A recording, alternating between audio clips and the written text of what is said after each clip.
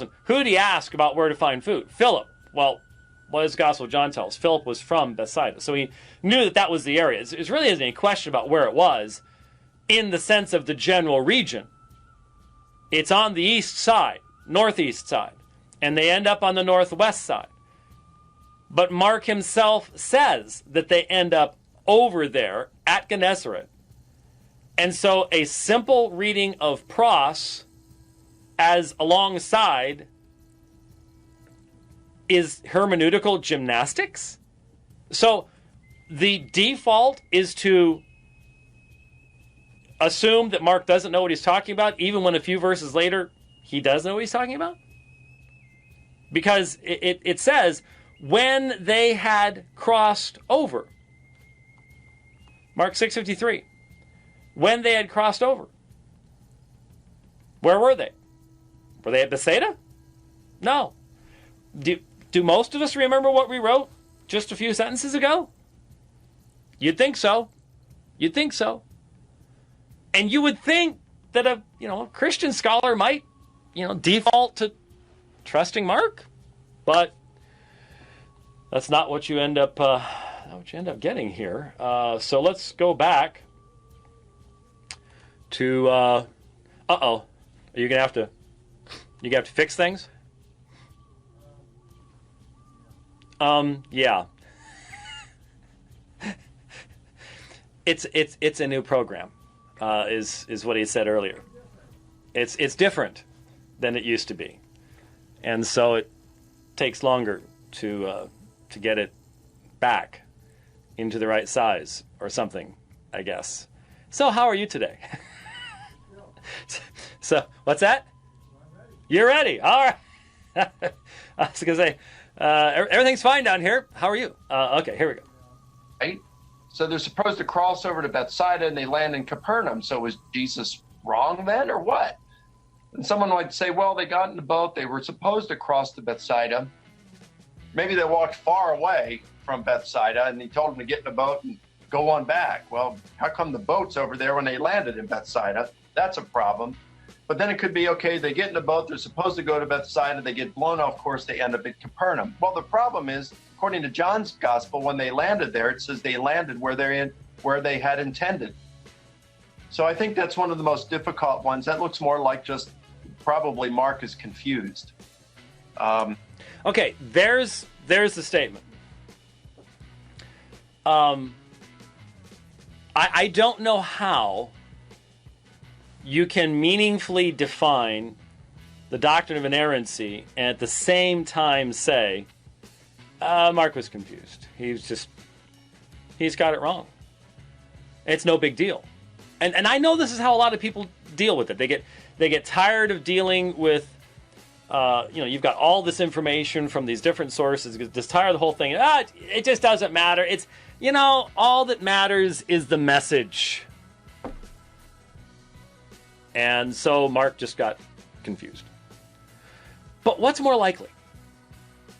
In light of the fact that I can guarantee you, I know that Dr. Lycona travels a lot, and I can guarantee you that if we had somehow magically kept track of everything he's ever said about his travels, we would catch him in numerous statements that were not technically how we would understand them. But he would say, well, wait, come on. I took all these different flights. I was just summarizing. If you just understood what I meant was we passed by. Oh. So it's okay for us today to do that. But looking at Mark, we have to default to Mark was confused? Wouldn't it be better to say we should give Mark the room to have said both of these things and to remember what he said? And to not assert contradiction in Mark himself, let alone between Mark and Luke? And if these are the guys that are so big on Mark and priority, and Luke is just slavishly editing Mark, so Mark got it wrong and Luke corrected him? I mean, that's what our Muslim friends say. So is that where we're standing now? like I said, I was pretty surprised about this, and most everybody else was too. That's a difficult one. I think the infancy narrative. Okay, so that was the end of that.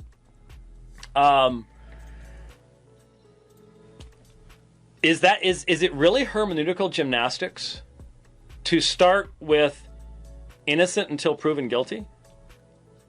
Is it really hermeneutical gymnastics to not assert an internal contradiction to Mark himself, especially in something as ambiguous as directions in the ancient world when they didn't even have maps the way we have them today? I was taken aback. So then he moves on from that to the birth narratives.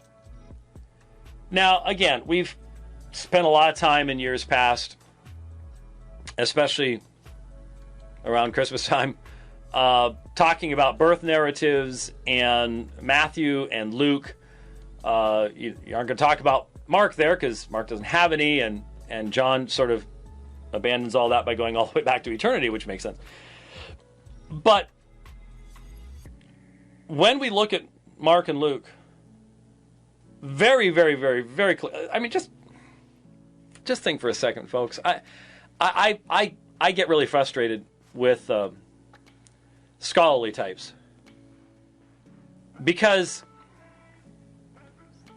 when you think about it, if you just step back for a moment and just look at it, neither Matthew nor Luke are even pretending to give us the whole story of Jesus' infancy or his young life.